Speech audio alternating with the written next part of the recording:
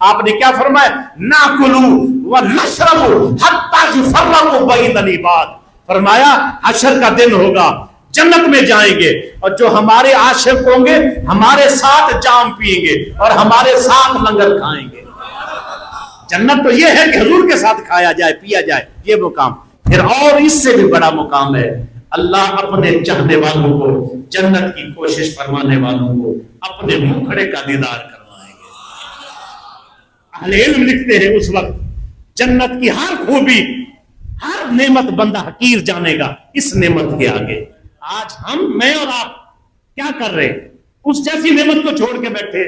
اسی لیے اپنا علم ہے، طاقت ہے، فیض ہے، قوت ہے، طاقت ہے، بچے ہیں، مال ہے، اللہ کے دین کی سر بلندی کے لیے لگا.